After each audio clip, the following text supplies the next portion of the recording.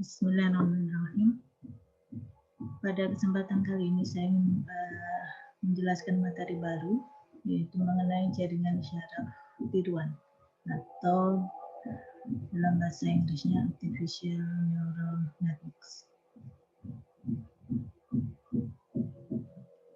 di mana penggunaan dari Artificial Neural Network ini bisa digunakan untuk memprediksi, yaitu memprediksi seperti bias ya, dia merupakan bagian dari klasifikasi. Bisa digunakan juga untuk image, misalkan untuk pengenalan gambar, pengenalan suara, kemudian untuk pengenalan karakter atau OCR. Dasar dari neural network ini atau artificial neural network atau jaringan saraf tiruan itu idenya didasari dari biological neural network, di mana di dalam jaringan saraf yang kita miliki itu ada bagian pusat saraf yang disebut dengan soma, dan pusat saraf ini dia menerima inputan informasi dari input-input yang disebut dengan dendrit. Kemudian informasi ini akan dialirkan ke sel saraf yang lain melalui akson. Ini saling berhubungan. Jadi ada jutaan sel saraf seperti ini di dalam otak manusia.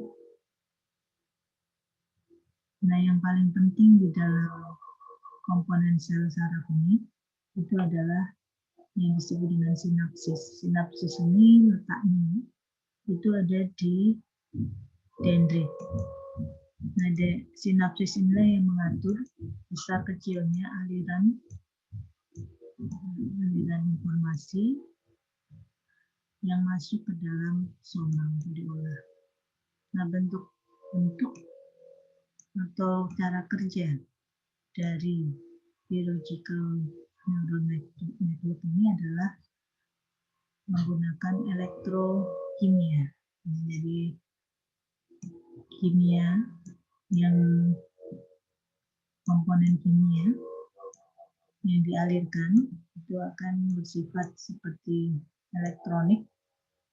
Dia akan di-trigger kalau dia memenuhi jumlah tertentu di dalam sebuah soma. Ini akan men-trigger untuk dia keluar, dialirkan ke soma yang lain. Nah, ini gambaran lebih jelasnya untuk satu sel saraf. Nah, aktivitasnya itu adalah elektrokimia seperti yang saya jelaskan tadi. Nah, inilah yang terpenting, itu bagian yang disebut dengan synaptic junction. Jadi bentuknya dia seperti gerbang gitu ini. Dia bisa membuka menutup tergantung dia mau mengatur seberapa banyak aliran elektrokimia yang akan dimasukkan ke dalam pusat sel saraf ini. Nah, kemudian kalau di sini itu semuanya sudah terpenuhi, di sini nanti akan masuk semua. Ini terakumulasi di dalam semua. Nah, pada satu kondisi tertentu, misalkan dengan jumlah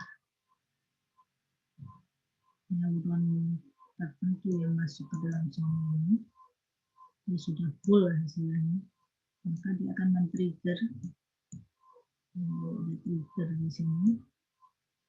Dia akan yang disebut dengan batas ambang. Jadi batas ambang inilah yang diatur oleh aktivitas elektrokimia tadi. Ini kalau sudah tercapai batas ambang tertentu, maka dia akan mengalir ke memerintahkan untuk mengalirkan informasi ini ke soma yang lain. Nanti di soma yang lain dia akan melalui juga sama melalui dendrit-dendrit. Di sini juga ada synaptic junction. Nah, seperti itu. Ini saling berhubungan satu pusat sel saraf dengan sel saraf lain. Nah, karena aktivitasnya itu diatur oleh synaptic junction, maka dikatakan synaptic junction inilah yang menyimpan knowledge. Dia mengatur besar kecilnya aliran informasi di dalam sel saraf.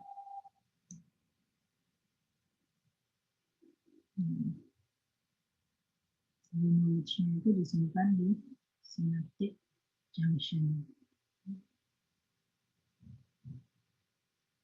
Nah, model ini kemudian ditiru dengan menggunakan artificial neural network. Digambarkan dengan menggunakan soma ini adalah somanya. Dimana soma menerima inputan dari luar. Jadi ini adalah inputnya, atau dendrit.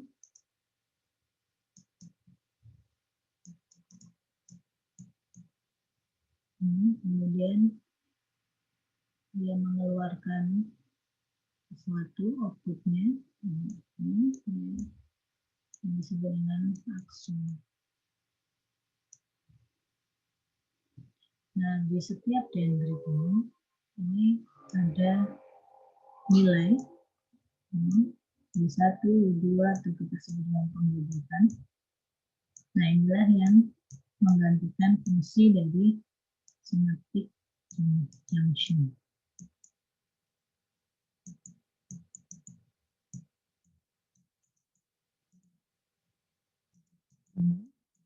Di mana bobot D1, D2 ini akan mengatur besar kecilnya nilai yang diinputkan ke dalam soma atau pusat sel saraf. Yang berikutnya kita sebut dengan 1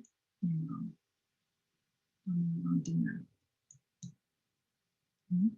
Jadi ini X1, X2, X3, misalkan X1-nya 1, tapi kalau bobotnya di sini kita beri setengah, maka yang masuk ke dalam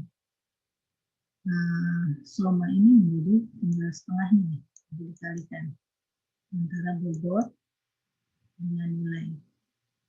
Maka yang masuk ke soma itu hanya tinggal setengahnya.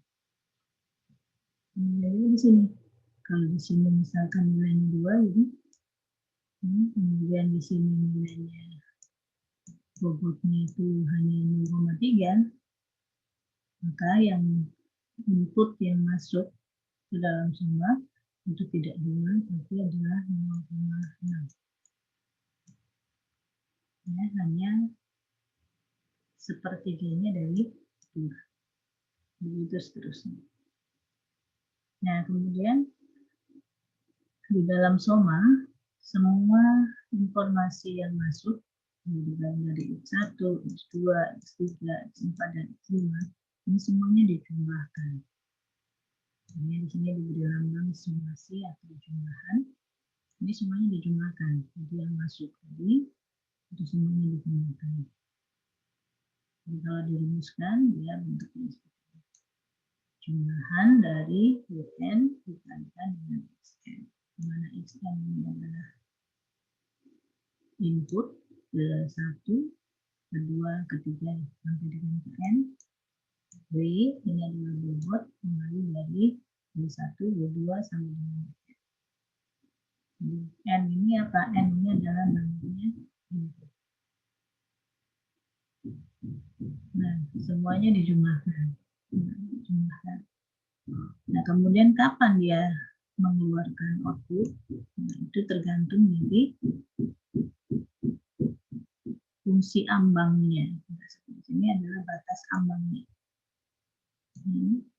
Jadi kapan dia mengeluarkan output itu tergantung dari fungsi aktivasinya. Fungsi aktivasinya inilah yang mengatur ambang batas. Kapan dia mengeluarkan, kapan dia tidak mengeluarkan. Jadi kalau dia sudah terpenuhi jumlah tertentu, maka dia akan mengeluarkan semua. Dan yang mengatur itu kita sebut dengan fungsi aktivasi. Nanti selanjutnya akan saya jelaskan fungsi aktivasi itu apa saja. Baik, yang berikutnya di sini bisa disimulasikan perbedaan antara jaringan saraf tiruan dengan jaringan saraf biologi.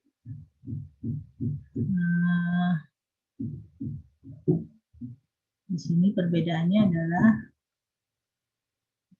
soma ya. Soma, maka di tiruan kita sebut dengan simpul. Kita sebut dengan simpul atau node. Kemudian dendrit itu adalah input, akson itu adalah output, ya. Sedangkan sinapsis junction itu sama dengan bobotan, B1, B2, dan seterusnya. Nah, kalau di biologi itu kecepatannya rendah. Kecepatan transfer antara satu sel saraf ke sel saraf yang lain itu rendah. Sedangkan di jaringan saraf tiruan itu dia tinggi. Kemudian sel saraf manusia atau biologis itu jumlahnya sangat besar sekali, sangat banyak yang berhubungan satu dengan yang lainnya.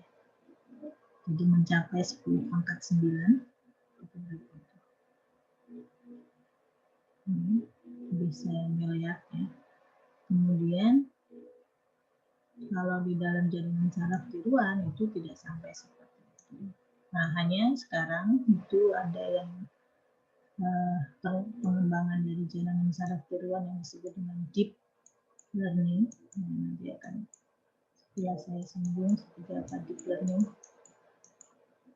Nah, deep learning itu sebenarnya adalah jaringan saraf tiruan dengan jumlah lapisan neuron yang banyak sekali.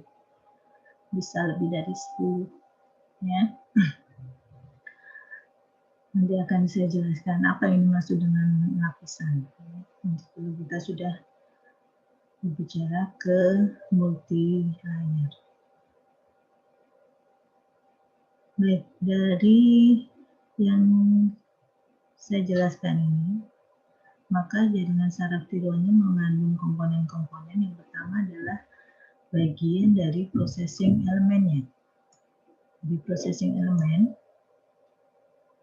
itu adalah model dari neuron yang bisa menerima input, memproses input, dan mengirimkan output. Nah, sehingga di dalam processing elemen ini kita ada input, ada output.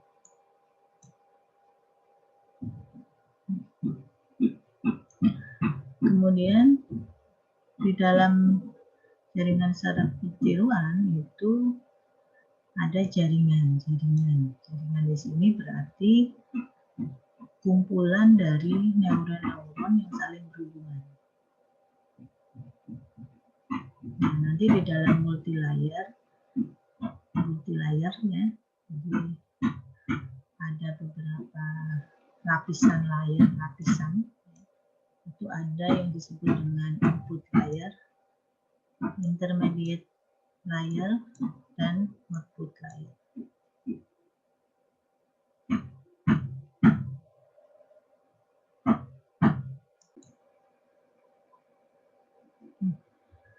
Kemudian dalam komponen jaringan saraf tiruan yang berikutnya adalah adanya struktur jaringan, di mana neuron-neuron itu bekerja saling berhubungan satu satu dengan yang lain. Nah, kalau di dalam otak itu ada pengolahannya, cara bekerjanya, maka di dalam jaringan saraf tiroid berarti ada proses yang disebut dengan komputasi. Nah, komputasinya itu berjalan secara serial.